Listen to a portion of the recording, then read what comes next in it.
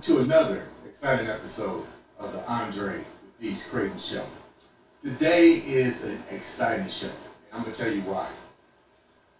I know everybody heard of this word, OnlyFans. And today we're going to talk with a young lady who actually has gone through ups and downs, trauma, um, going through COVID, you name it. She's been through it, and she's going to share with us that what I call the back door to the OnlyFans, how she got into the OnlyFans community, and to clarify some of the rumors, is what I call it, of this industry. Now, let me clear this before we even go down this show. This is a judge-free show.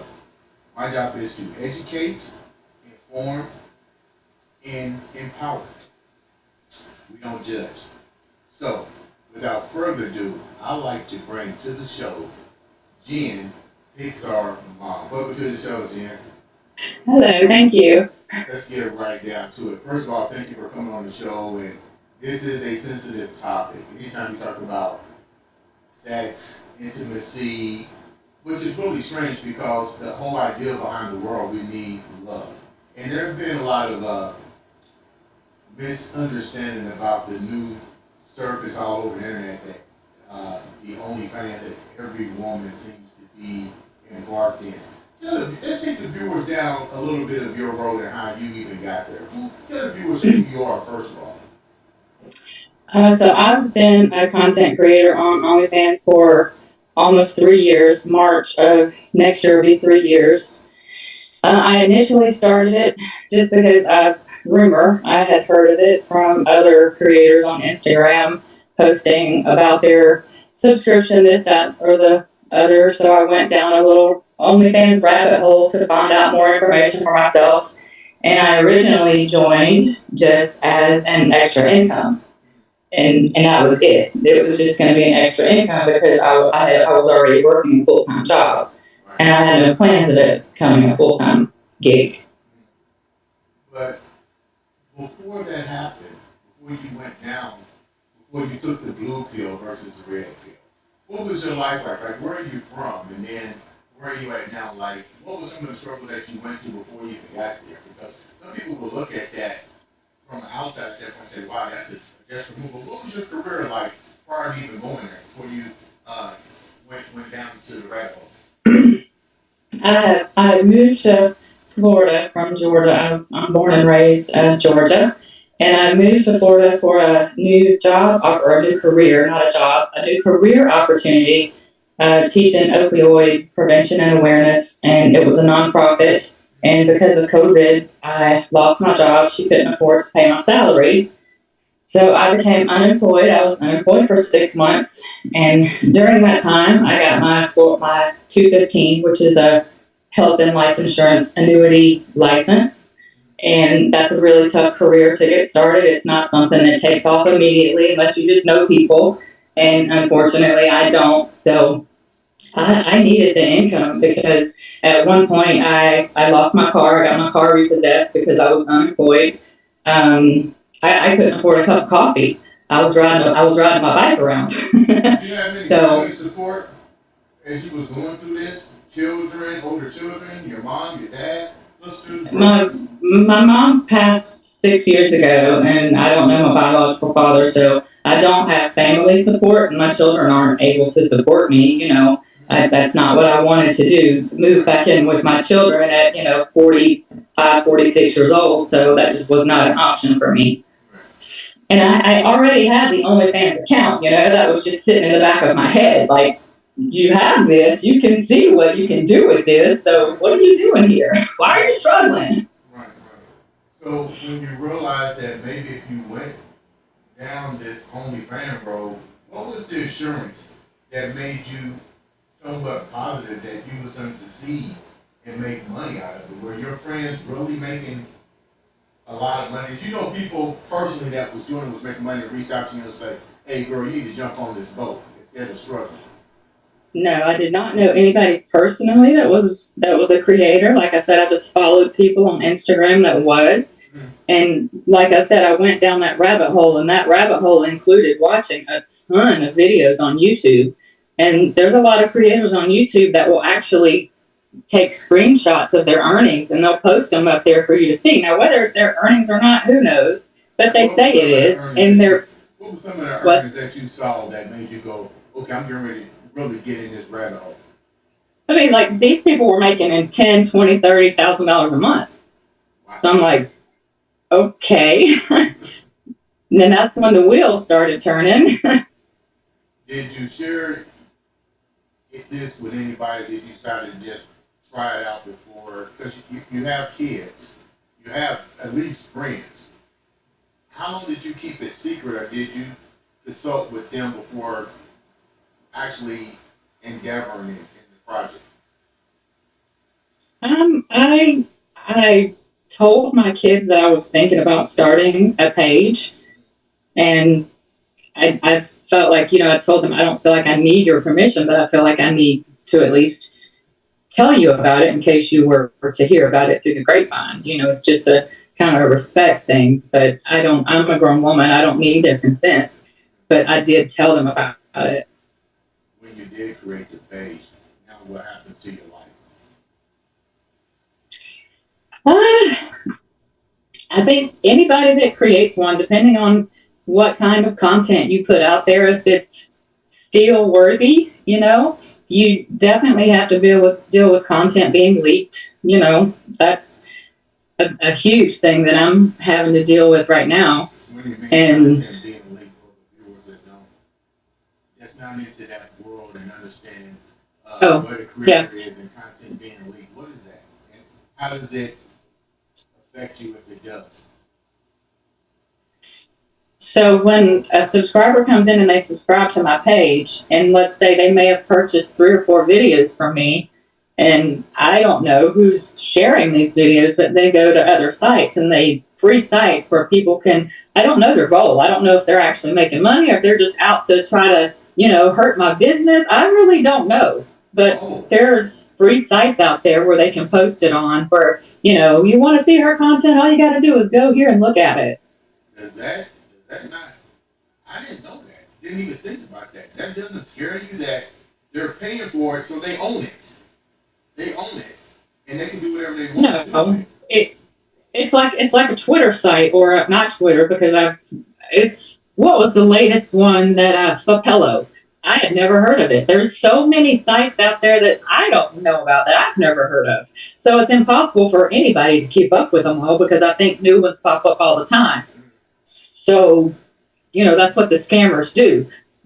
They continue to pop up new sites. So it's impossible to keep track of them all. But does it bother me? Yes, it does. But what can I do about it? Nothing. What are you most afraid of now that you created this? This is one of the things that you mentioned. Like, what if you decide this isn't what you want to do, and all of a sudden, here you go out for some type of executive interview, and all of a sudden, somebody recognizes you. What are the 3 things that really scare you about what you've done so far with this thing? Actually, you made some money, but like you said, somebody take your content. What are the things that you struggle with every day as you still work this business for yourself?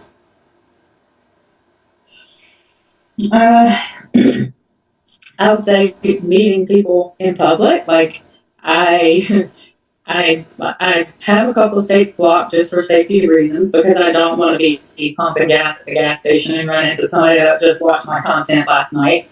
I don't want that to happen, but there are ways around it. They can get around me blocking this state, but I do my best to try to keep those away.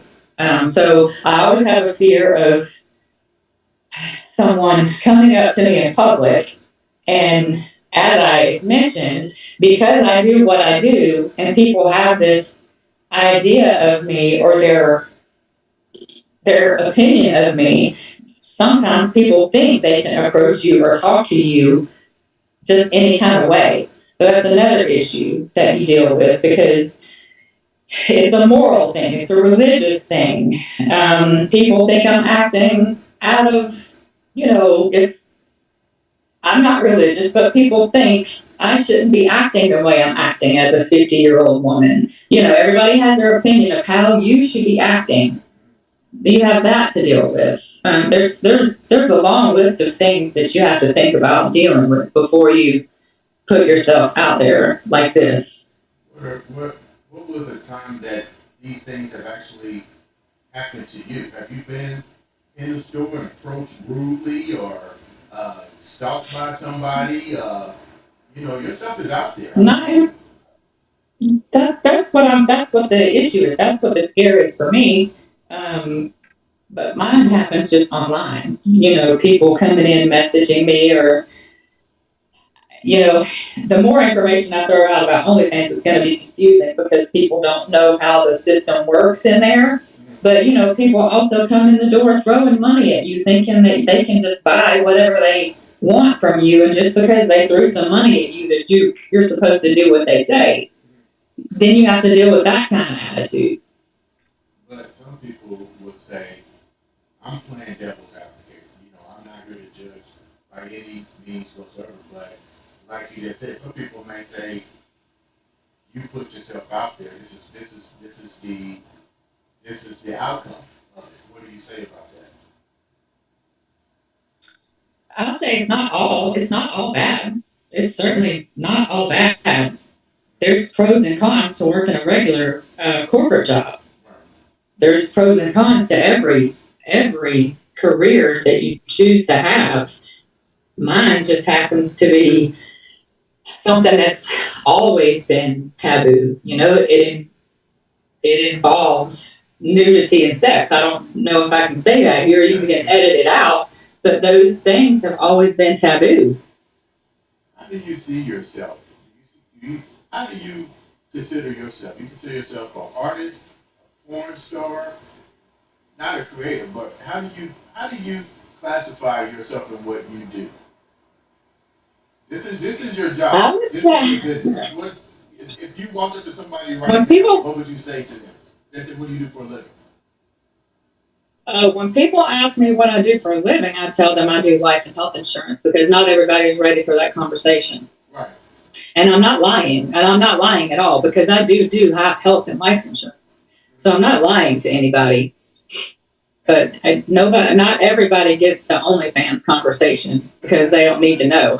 Have you ever been in a situation to where you was doing your health and insurance and all that kind of stuff, and somebody say, "Hey, I know you"? No, but when my social media accounts started taking off just a little bit, they weren't anywhere near where they are right now. I was very vocal about doing life and health insurance because I was trying to get my career started. But what I didn't realize that my social media wasn't the right place to advertise that. That was a dumb idea of mine because then I got guys calling me pretending to be interested in insurance, wasting my time. Right. So what was it like growing up in your house? We talked earlier when we did our pre-interview, and you talked about some of the traumas and stuff that you went through. What was it like growing up for you? I'm an only child. My mom was married to my biological father, but I never met him. And there were some things that went on with her second husband and just her third husband of 26 years. That was my stepdad for 26 years. And my kid's grandfather, just when my mom passed away, he up and disappeared and married somebody else. And nobody's heard from him since. How does that make you feel? Like, is some of that, how much of your, let me put it a different way. How much of some of this, because I can hear in your voice when you talk about your childhood, there's some unresolved issues. How much of this do you take into being a creator in the OnlyFans network for yourself? We're going to get real deep here because I don't know how being an only child, or maybe it was the way I was brought up, I've always been a 100% people pleaser. like doing what everybody else wants me to do first. So when I told you that I've never felt more powerful in my life, that doing OnlyFans, this was my decision. I have to take all the negative. I have to put up with all of that. This was my decision. I felt strong enough to do it. And I know all the things that I brought myself out of with no help. So I forgot what the question was. No, you kind of answered. I was asking you like, what part of your childhood trauma is in? Because now you're That. Yeah. It's just overcoming being that people pleaser. Overcoming being that people pleaser and worrying about what everybody thinks of me.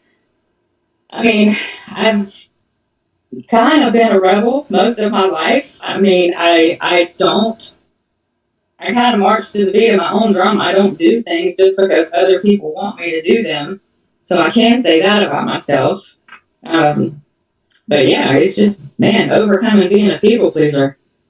When you say out, all of a sudden, you elaborate a little bit more because you keep saying, now I got power. What is the power? What is the euphoria in what you're doing now that you now say, I have power? Because I run my business like I want to. I don't have to accept, I'm not in the position anymore that I have to accept somebody's $50 that they offer me because I'm desperate for the money. Um, I work my own hours. I don't, as I said, I don't do things that I don't want to do. I could be making millions right now if I added boys and girls to my content. I could be making millions, but I don't want to do it. Now, what do you mean add to your content so the viewers understand? So when you create this site, you are the owner. You dictate how much money you make by what content, or you mentioned what is it category? Give me a little bit of the back door without releasing all the stuff. But how do you make more money doing what you're doing? And then what are some of the things that you won't do in your OnlyFans? Okay, so when you sign up, anybody over the age of, I believe it's 21, can have an OnlyFans account. You can sign up to be a creator. You can sign up and never post a thing. You can just watch other people's free stuff. You can post pictures of your eyes, your arms. You can post anything you want, any kind of content you want, and you can put any price tag you want. The minimum price tag you can put on a video, and that's what we call in the OnlyFans world a pay-per-view video. So that's what you send, that's what you would send to your subscribers. And it's a video of whatever you decide to record. And you can send it to all of your subscribers. You can put a price tag of $5 on there, and you can put a price tag of, I don't even know if there's a maximum, or $50. And everybody who, if they want to view that video, they have to pay that price tag that you attach to it. How do you know what? And How do you know what's trending? Like you're in the business now. How do you guys follow a lot of each other's trends and say, oh, I see she's making, $500. I'm gonna do this. I mean, is there a moral conduct for individuals that are in this profession, or it's just like, well, I do whatever to get the money? I imagine that there are creators out there that will do anything. There's a lot of creators out there that do more than I do, and there's some that do less than I do. You decide what you want to do. It's your decision. What's trending right? No, let me redo this. Um, why is there such a demand for this right now, in your opinion? You got into it. You wasn't expecting to do it. It lingered on your shelf for a while. You're making money. We don't have to talk about how much money you're making, but um, why the sudden growth? Because there's tons of beautiful people out there, and I mean, is this a way of getting acceptance, or are we now being uh, uh, putting ourselves in a situation where the only way we value ourselves is through likes, subscribe, and dollars? What do you think? Um, As our I self worth turns to think that, basically. can only speak for myself. I can't speak for other creators, but if you look at, you watch other people on Facebook, Instagram, and you can tell, or at least I feel like I'm a good judge of character if this person is genuine or if this person is just out for likes. Okay. I feel like I'm a pretty good judge of character in that arena. Um, how do I know what's trending? I just went on a whim one day and started posting things I was already doing around the house anyway. I mean, like, why not make a video of it? And it started taking off. So sometimes it's a guess. Sometimes it's oh, I think this might work. This is interesting. Or sometimes it's, man, I spent 2 hours on this video and it got 12 likes. So I've already had a lot of my accounts banned, like permanently banned. Wow. And because they said I was posting nudity and sexual content.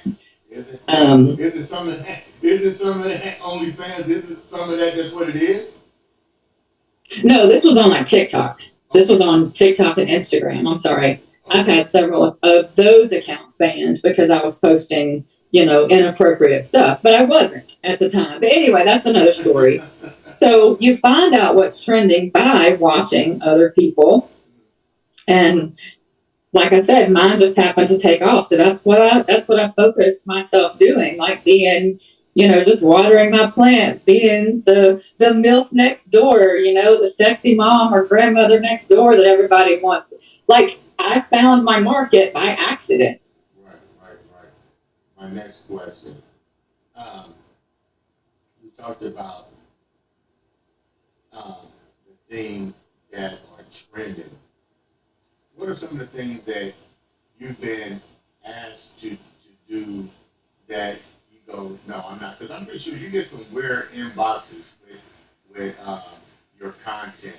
How do you control that? And what are some of the, without getting explicit, some of the things that you see more often in your field that you go, oh my God, I can't believe this is really happening? Like, what are some of the major topics that keep flooding your circle?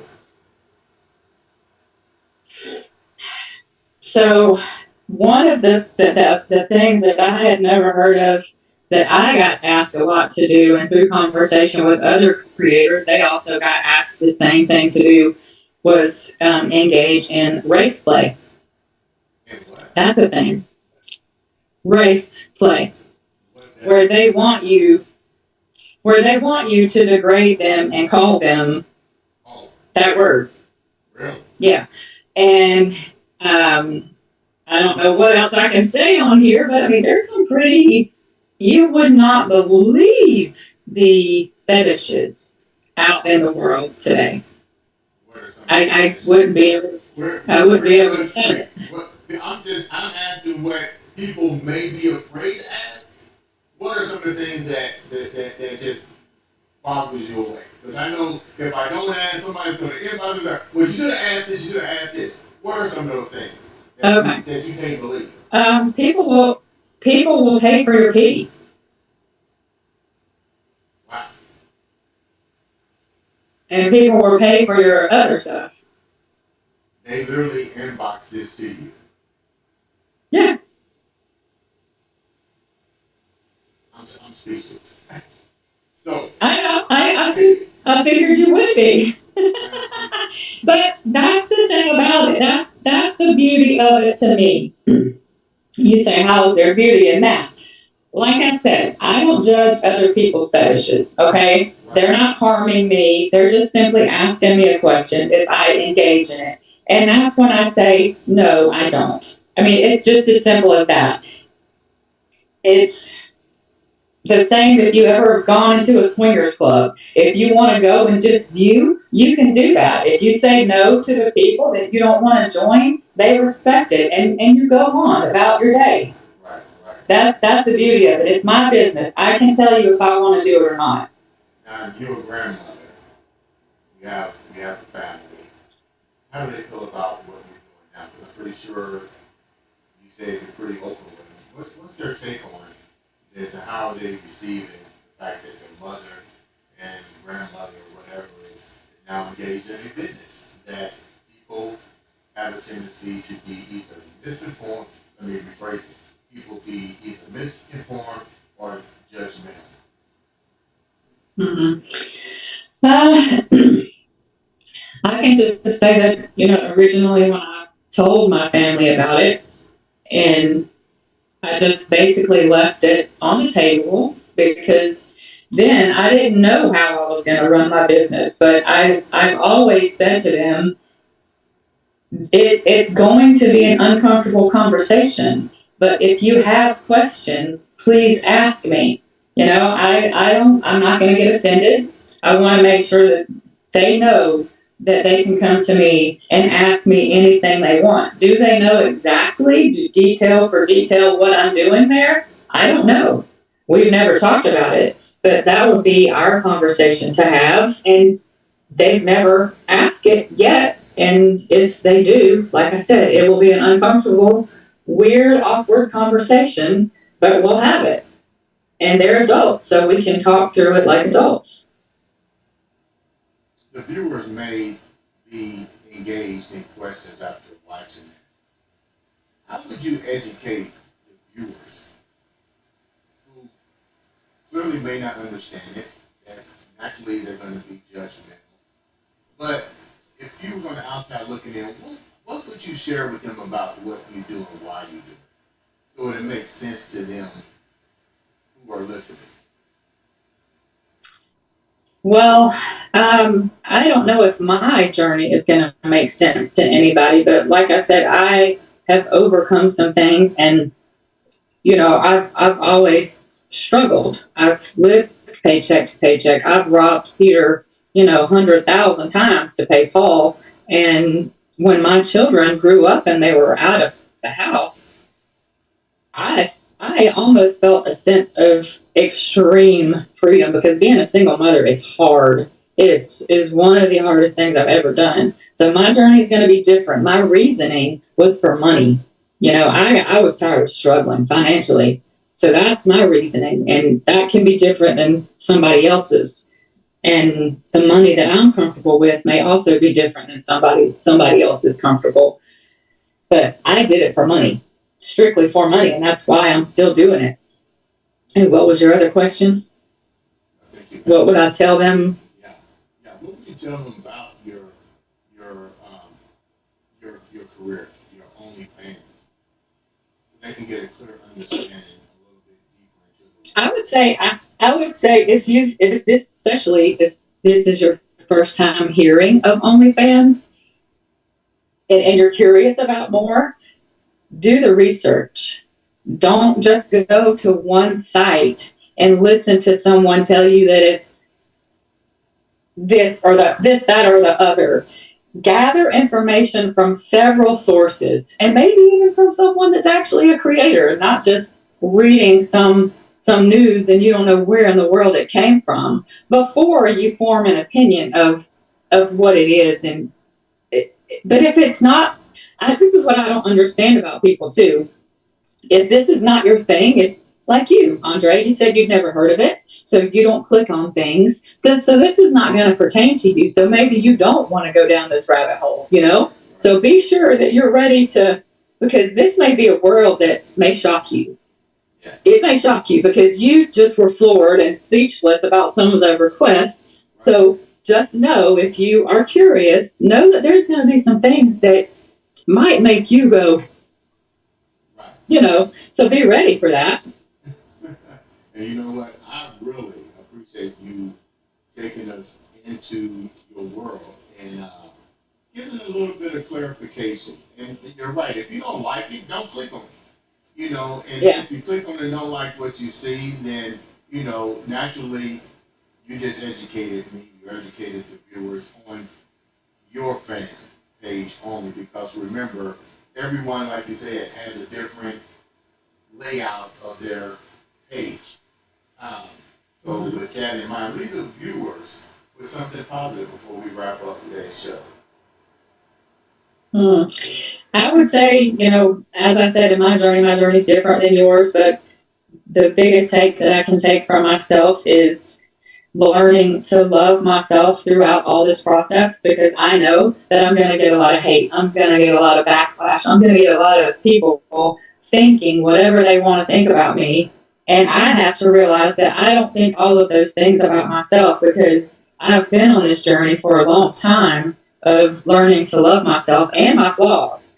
So if that's something that the viewer, if you're watching it, that's something that you don't think you have enough of, is love for yourself, then man, get to work. I don't know what that work is for you, but that's something that you got to figure out, you know. Ladies and gentlemen, hey, thank you so much for coming on and sharing that information with us. I think the viewers reach out to you if they want to know more about what you do and if they have questions and maybe we didn't answer on this show. So I have a website, and it's pixarmom.com, and it's spelled PIXXARMOM. Ladies and gentlemen, this has been another exciting